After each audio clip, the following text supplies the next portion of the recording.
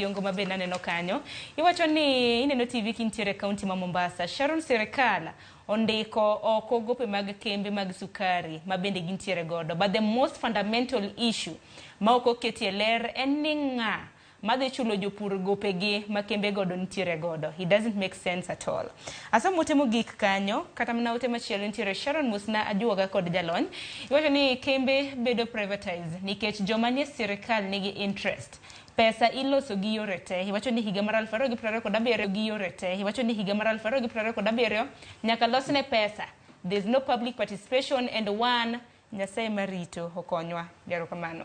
Asomo temo gik kanyo mano mar janeno kinyiso nyingi tuwacho ni yawarito piny to tamogi gin mana joyeko. Mago gin mana paro mopogore pok aneno nyakorom ge jwang mabende wacho ni ber mage ma samoro nyalo bedo ka kembe ma kamagi okete lwet ji giwegi kanyakla kod bad migepe mamoko mag sirkal. Banada ng'in na ng'adi ahinya kan waloso kotendre kod bad migepe mamoko mag sirkal. Nwawinjo kotendre kod Kenya Ports Authority. Wantiere kod kambi manyayo teko sitima KenGen. Wantiere kod beda migepe mamoko nikech kana neno na gin listi mag kembe gi bad migepe mag sirkal. Manerom 25. Awinjo paro kotendre gi kanyo gi wachni mogik watieko. Erokamano Sharon. Kembe gi kaka nila wacho ka wachako en ni nyaka wang'e ni wado keto gi elwet johala nango.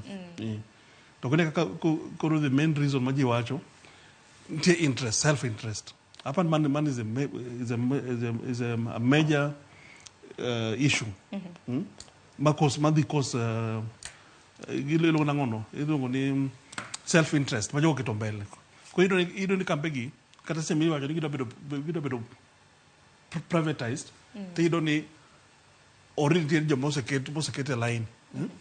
Mose pang monge nangono gido ka kambini gido ka oma gima to nikech mar mondo mi yang gi nego beni bende giseyango ni joket mwandu ge gen jomage to gibro reso gi e yo machal nade to kod reason ango mi wado ila ketgi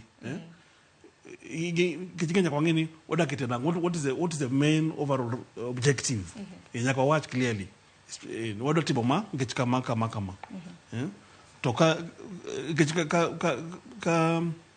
kiwacho ido kitanda private to ingeni business people get out for profit to ka iwacho ni kabino is not operations mage is not onge profit ere motivation wakacha dibetugo unless kiwacho ni jogo de ka kambegi with with the set motives Wachalo bende kik wiwa wili goden liquidation. Wasene nukura mna bengi mabendo kose bido katimo makare kata mna ohala ikete bu bengi machielo. Parni liquidation no bende koro segoloko. Dwaro mano mar keto kata mna kembe bu kembe mamoko.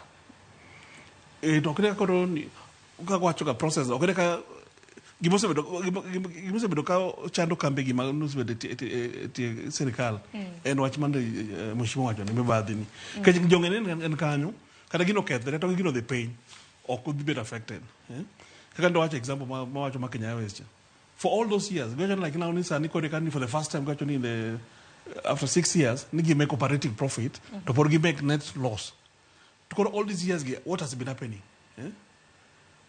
and then that attitude manji ko kani kata gino loso pesa to ko loso pesa gingene gije matiyo kanyo even the chulo gi pesa chulo gi pesa at the end of the day koro kanye machida main problem tiere koro gima nyalo wacho en ni nyaka obed wangeni gini kwanda gweda kete lwet ji giwegi na what's the reason ng'eyo obed gi reason momiyo is it for better services is it now to save cost oda kelo cost down mona inchi ko nyaka reason go made very clear in the public participation maji wacho then that way tujibo bedo gi faith ni gini itime e yo makare no to karo bedo ibo itimo gi to ntiere a lot of question marks maji pod ntiere go ka gipenjere gini ango me kitelo ji giwegi to ntiere other options mondo beni I manage go wachin mugi kwatieko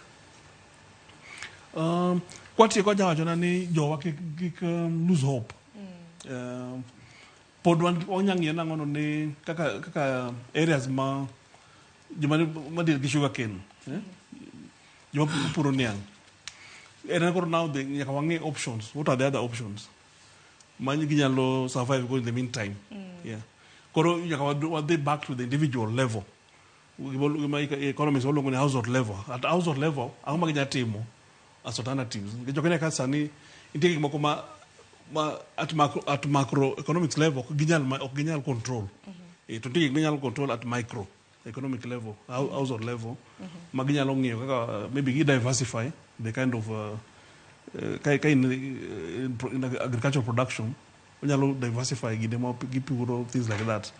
Mondo kik gibed victims all the time of this bad or mismanagement mitimo gi kambe gi mag skari gi. Kechiro ni it really discourages ka itiyo gi teko ni te ipuro niang'. To at the end of the day, gino biro okid yuto, mismanagement is beyond your control as an individual. Erokamano ahinya Daktari Koti.